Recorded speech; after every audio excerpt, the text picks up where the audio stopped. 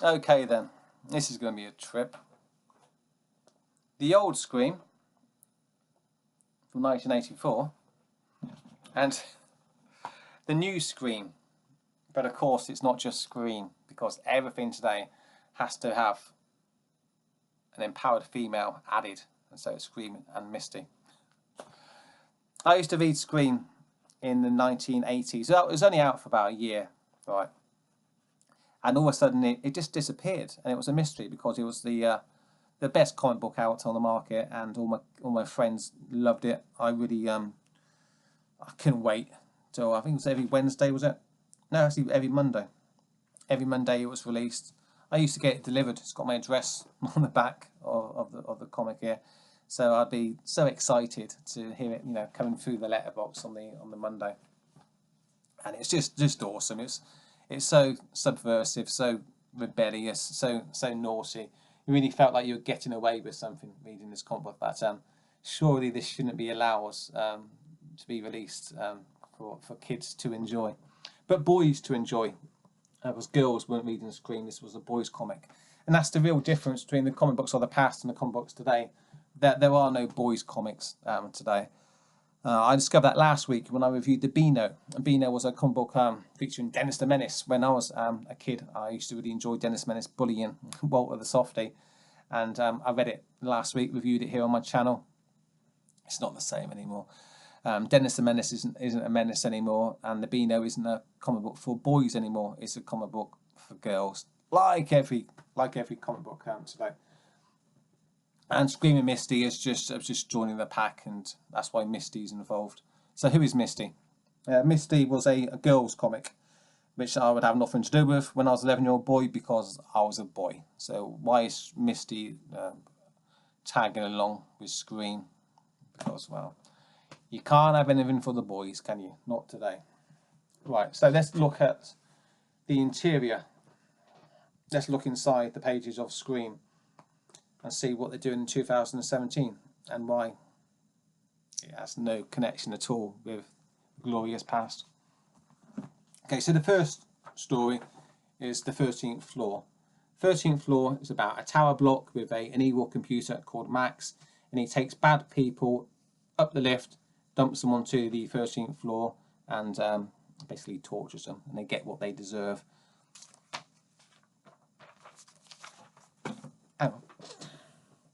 The 13th floor from 1984. Where is it? If I can just find the panel here. As an evildoer taken to a desert island where he gets tromped on by sharks. So that's the kind of thing that happens on the 13th floor. It's a bit like Red Dwarf. It gives you a lot of freedom to be as imaginative and creative as you want, because the 13th floor is just, it's like room 101. It's your worst nightmares will be there, and Max will delight in tormenting you because you deserve it. You deserve it. So in this book, in the new updated version of the 13th floor, the bad guys. This should have been the warning from the very beginning that Scream is not going to be the same as it was in the past. The bad guys are a group of white youths chasing another white youth through the streets of London. Yeah, this is 2017. I'm losing the will to live reviewing these liberal comic books. Anyway, so he's been chased through the streets of London because these kids want to videotape him and put him on a YouTube channel where, oh God, they leave evidence of their crime, and they'll get arrested by the local police immediately. So it immediately doesn't resonate with reality, not just because what idiot would put a video of him beating people up on YouTube. No. That's called evidence. God. And just the fact that it's a white gang, and mentioning on the very first page that there's the good guy, his neighbourhood Sikh, I guess, because he's got a turban, and the bad guy, the old white man. So multiculturalism, good; tradition, bad. Okay. Am I projecting? No, I'm not projecting. As this entire book progresses, it gets worse and worse and worse until the conclusion of the book. They're practically a screaming Nazi at you. They really are. So hang on with this review. I'll get to that part. So the 13th floor, then you're attacking the one group in England that you're allowed to attack today. It's the white males. So the story, whilst the artwork is pretty good, and it goes into colour when you go onto the 13th floor, the artwork is pretty good. It's just that I'm getting fed up of seeing white men attacked in pages of comic books just because it's cowardly, and it doesn't resonate with reality. Londoners don't have to worry about gangs of white youths beating them up and making YouTube videos. It's not a thing. It's not a concern. So, let's see if I can get the energy to go to the second story, because it goes downhill from there. That's probably the best part of the book, the first story. So I'll do my duty. I'll report the book on YouTube, and come on, let's get this video done. The second story, the Dracula Files. This was really good in the original Scream. Check out the artwork, right? This is the original Dracula Files. Look at that artwork, right? Look at the new artwork. It's absolutely awful, and the story is painful. And we've got the first of many Mary Sue characters, an empowered woman of colour with a big gherkin knife. She's easily beaten up all the vampires, and she causes Dracula to run away, screaming because he just can't handle how awesome she is.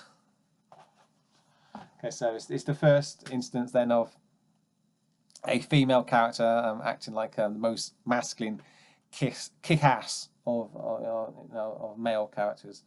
It's kind of a thing, isn't it? That Star Wars movie really started something which people are really going to get fed up with, because it's just going to go on and on and on.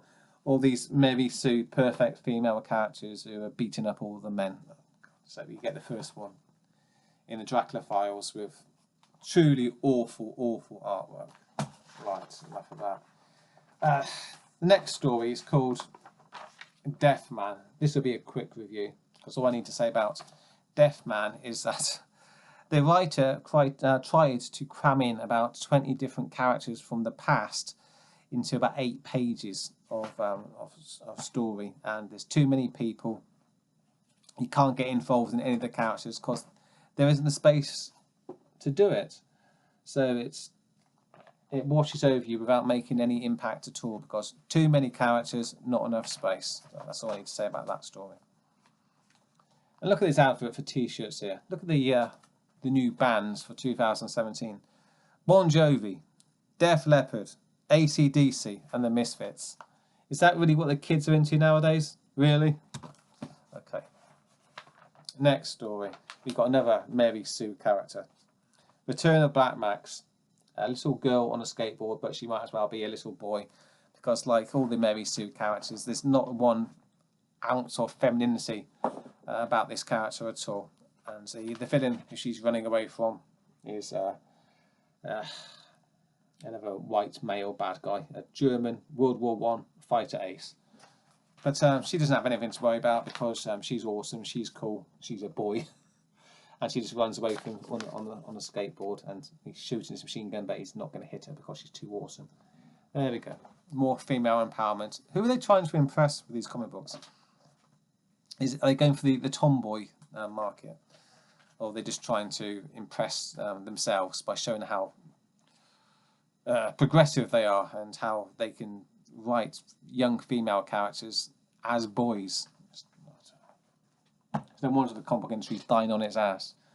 Comic book writers haven't got a clue haven't got a clear idea of the differences between boys and girls, and what boys want to read and what girls want to read, and all the characters are just girls acting like boys, and that's a huge problem. It really turns boys off reading comic books because they can't identify with the characters, And girls can't identify with the characters either because there's nothing girly about them. They're all acting like boys, so it doesn't appeal to anyone, and all it ends up doing is acting like a big old circle jerk bout of virtue signaling where the writers can pat themselves on the back and no one's reading their stuff and the entire industry dies. So let's go on to the Misty portion of the comic, which begins with a horoscope. And a spot the difference page, which can only appeal to an 8-year-old girl. Trust me, an 8-year-old girl is not reading this comic book, especially this story here, which is can only possibly appeal to. It's called The Return of the Sentinels. This can only possibly appeal to, I don't know, some member of Antifa, perhaps. Right, we begin with a girl with mental illness, hair colouring, in a multicultural family with a black stepdad. Okay, and she's got a boyfriend called Omar. Oh no, what's happening? Is she being groomed for a Muslim sex gang? You're not going to be reading that in the pages of the comic book, that's for sure. Now, the bad guy she has to worry about is Whitey again. White Nazis? Yeah, actually real white Nazis. Here we go. We really are scraping the bottom of the barrel here. Now this is where it gets really unbearable, because the villains have got these swastika type symbols on their backs.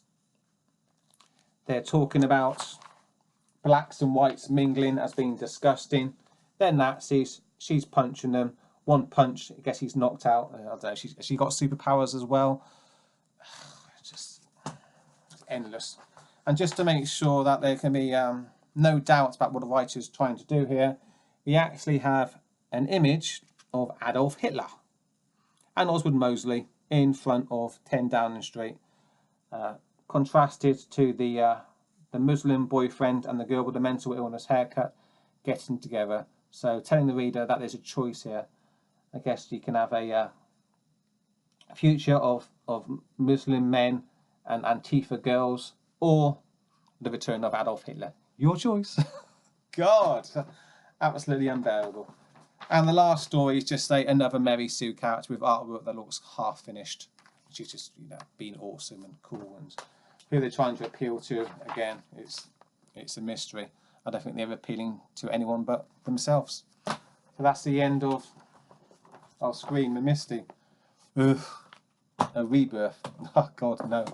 There ain't no rebirth, man. Ain't no rebirth. Okay, so at least I have the memories of Scream when it was good. My comic book is falling apart a little bit, but I can still read it, and it's still absolutely awesome. If you really wanted to sell comic books today, you would pretty much copy what's going on these pages and appeal to 11-year-old boys. But if you want to appeal to members of Antifa and piss everybody else off, then do a comic book like Scream Misty. This will be a one and done, because this is going to be a total flop. I can't see anyone liking this. I certainly don't. So I'll end my review there, and I think I'll read my old copy of Scream again and think back to the good old days when comic books were written not to push a far left ideology, which nobody's interested in, but to appeal to boys and to be cool and spooky and fun. So there we go. Thanks for checking out my video. Cheers. I'm a little bit depressed now. I guess it's my own fault. What did I expect? See you later, guys. Goodbye.